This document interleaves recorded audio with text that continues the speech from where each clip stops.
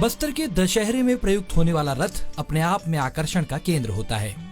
माई दंतेश्वरी के छत्र को इस रथ पर रथारूढ़ किया जाता है और फिर रथ की परिक्रमा करवाई जाती है। रियासत काल में बस्तर के राजा खुद इस रथ पर माई जी के छत्र को लेकर सवार हुआ करते थे, लेकिन अब इस परंपरा का निर्वहन माई जी के प्रधान पुजारी करते हैं।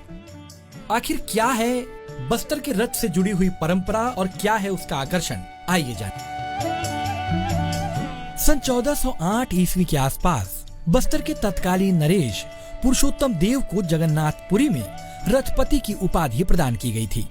इसके बाद बस्तर रियासत की पूर्व राजधानी मधोता से रथ चालन की शुरुआत 1411 से 12 के आसपास प्रारंभ हुई। डेरी गड़ाई रस्म के बाद से रथ निर्माण के लिए जंगल से लकड़ियां लाने का क्रम प्रारंभ हो जाता है। लगभग 30 फुट ऊंचाई वाले विशालकाय रथ के निर्माण में साल और तिनसा प्रजाति की लकड़ियां उपयोग में लाई जाती हैं।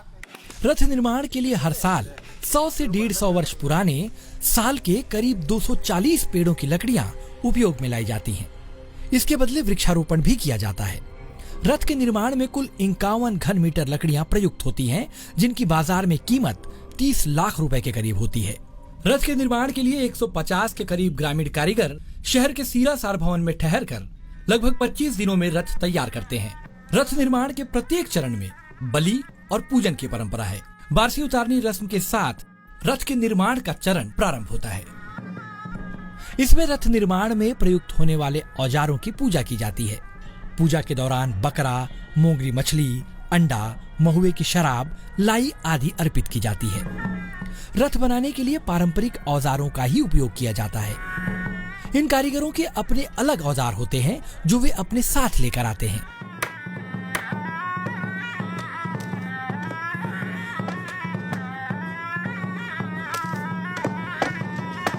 प्रथम चरण में बस्तर जिले के झाड़ उमरगांव और बेड़ा उमरगांव के कारीगर रथ को आकार देते हैं और फिर अगले चरण में अन्य कारीगर भी शहर पहुंचने लगते हैं।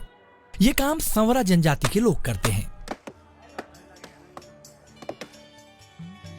इस दौरान कारीगर सिरहासार भवन में ही रहते हैं और अपना भोजन खुद पकाते हैं। हालांकि प्रशासन के द्वारा इन्हें अन्न और आवश्यक सामग्रियां उपलब्ध करवाई जाती हैं, लेकिन ये पूरा कार्य ग्रामीण अपनी आराध्य देवी मां दंतेश्वरी के प्रति अपनी श्रद्धा से बगैर पारिश्रमिक लिए ही करते हैं। बारसी उतारने के बाद नार फोड़नी रस्म पूरी की जाती है।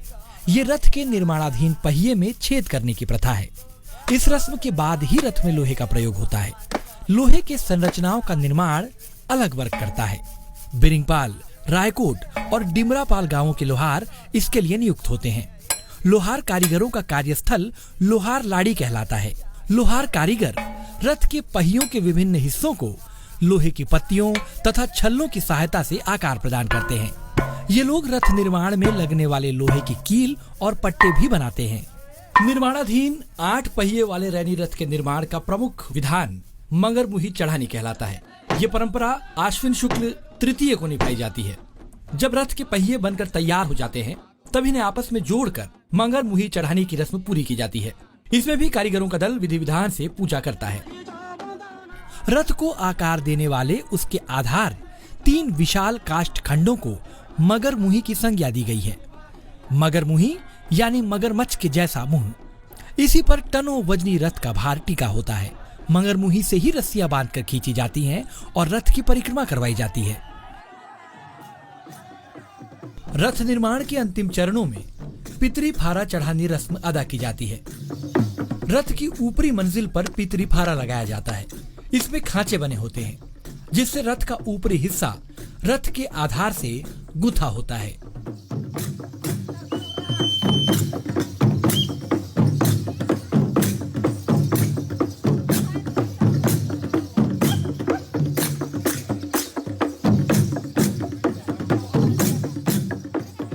निर्माण के अंतिम चरणों में रथ की छत पर सियाड़ी पत्तों की चटाई चढ़ाई जाती है। रैनी रथ में आगे और पीछे लकड़ियों के 4 घोड़े बंधे होते हैं। रथ की निचली मंजिल में चारों ओर नीला और गुलाबी रंग का मखमली कपड़ा लगाया जाता है। ऊपर माले में फूल, मालाएं और साज सज्जा के लिए कागज और प्लास्टिक भी इस्तेमाल में लाए जाते हैं। जोगी बिठाई के दूसरे दिन आश्विन शुक्ल पक्ष द्वितीय से फूल रथ की परिक्रमा प्रारंभ हो जाती है। 30 फीट ऊंचे इस विशाल काय रथ की परिक्रमा के लिए कम से कम 150 लोगों की जरूरत होती है। रियासतकालीन परंपरा के अनुसार किलेपाल क्षेत्र के माड़िया लोग रथ खींचने के लिए आमंत्रित किए जाते हैं। इसके लिए 30 परगना के 2 से 3 हजार माड़िया युवकों का दल जगदलपुर आता है ना बस्तर का दशहरा अनोखा।